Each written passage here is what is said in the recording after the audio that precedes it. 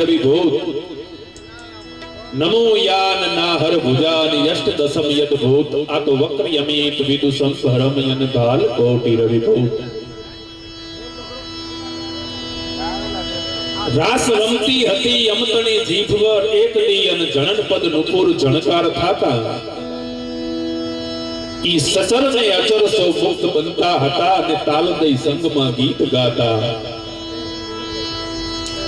नर नराधीश जगदीश रीज्या हता अने अमतणाए जे झरणा सुकाणा ई खोड़ले खेलव्या बाळने मावड़ी आज तरसोड़ मातो जोगमाया एवी भगवती की कृपा थी नाडेला वाट नानी हमीरपुर आदिसरा परिवार જ્યારે ભવ્ય પ્રાણ પ્રતિષ્ઠા મહોત્સવ ઉજવી રહ્યો હોય અને એમાં આજનો આ સંતવાણી કાર્યક્રમ પૂજ્ય નવલશંકર બાપુ એમના આશીર્વચન વેદની રૂચાઓથી જ્યારે માની પ્રતિષ્ઠા થતી હોય અને સંતોના આશીર્વાદ છે એ જ્યારે તમને મળતા હોય અને ભગવતીના ખોળે આજે 3 દિવસ માટે થઈ અને લાડ લડવા માટે થઈ અને જ્યારે મળ્યા છીએ ત્યારે જે દૂર દૂર પહેલા બેઠેલા છે એ બધાને મારી નમ્ર વિનંતી કે બધા ભેગા થઈ જાય કારણ કે માં મોમાઈનો ખોળો છે માં સિગોતરનો ખોળો છે ને દુનિયામાં એક એવો ખોળો છે જે તમને ભેગા કરી શકે આ ખોળે જો ભેગા ન થયા ને તો દુનિયાનો બીજો કોઈ એવો ખોળો નથી તમને ભેગા કરી શકશે હા માના ખોળે જો તમે ભેગા ન થયા ને તો પછી દુનિયાનો કોઈ એવો ખોળો નથી જે તમને ભેગા કરી શકે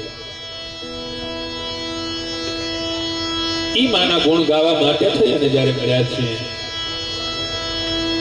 હું કાયમ ને માટે થઈ અને ઠાકરસિંહ ભાઈ એક વાત કરું છું કે તમારા પૈસા છે એ અમદાવાદની બેંકમાં પડ્યા હોય અને તમને એમ થાય કે મારે રાપરમાંથી ઉપાડવા છે તમે એને ઉપાડી શકો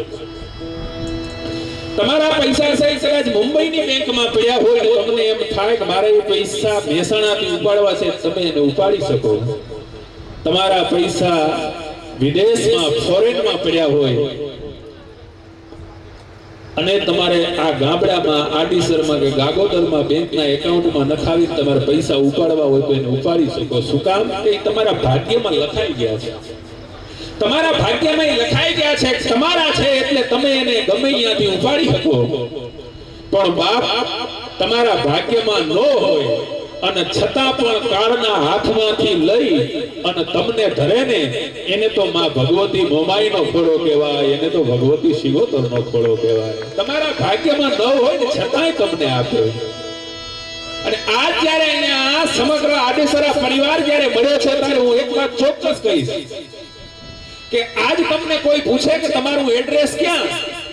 તો તમે ગૌરવની હાથે કોક ભાઈ ડીસાની અંદર મારો બંગલો છે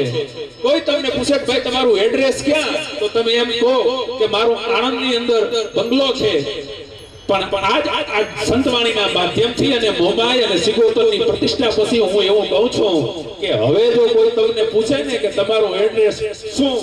તો તમારા હૈયામાંથી એટલો જ અવાજ નીકળવો પડે કે માના અમીરપુરાના પાદરમાં બેઠીને મોમાઈ અમારું સાચું એડ્રેસ છે અમારી સિગોતર અમારું એડ્રેસ છે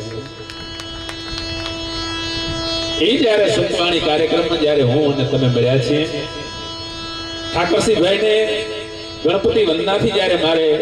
આહવાન કરી અને સંતવાણીનો દોર સોંપવો છે પણ માણસ જ્યારે ઘરેથી નીકળે ને એટલે એને થાક લાગવાની શરૂઆત થઈ જાય માણસ ઘરેથી નીકળે એટલે એને થાક લાગવાની શરૂઆત થઈ જાય ગરીબ માણસ હોય તો ભલે ને અમીર માણસ હોય તો ભલે ઘરેથી નીકળે એટલે એને થાક લાગે એનો થાક ઉતરે ક્યારે કે માણસ પાછો એના ઘરે આવે ત્યારે એનો થાક ઉતરી જાય આપણે અહીંયા કહેવત છે કે દુનિયાનો છેડો ઘર ગમે એવો માણસ હોય ગરીબ હોય કે અમીર હોય ઘરેથી નીકળે એટલે એને થાક લાગવાની શરૂઆત થાય ઘરે પાછો આવે એટલે એનો થાક ઉતરી જાય પણ જે માણસને ઘરે થાક લાગે એનો થાક ક્યાં ઉતારવો જે માણસને ઘરે થાક લાગે ને એના થાક ઉતારવા માટે આ સંતવાણી છે, આ ભજન છે, અને ભજનની માટે થઈ અને જ્યારે મળ્યા છીએ ત્યારે આવ તારા ગજ હેઠા મૂકી અને ભજન કરીને વરવા 9 લાખ તારા નીચે બેઠો બાપ તું તયે તુંબળે તરવા. અરે 14 ભુવનનો નાથ આવે અહીંયા ચપટી ધૂળની પ્રીતે વજન કરે યારે મનવા અહીંયા ભજન કરે જીતે. એવો જેને ભજનનો અલગ જગાડ્યો છે, જેના હૈયામાં ભજન છે, જેના ગળામાં ભજન છે અને જેના જીવનમાં ભજન છે, એવું આ વિસ્તારનો ગૌરવ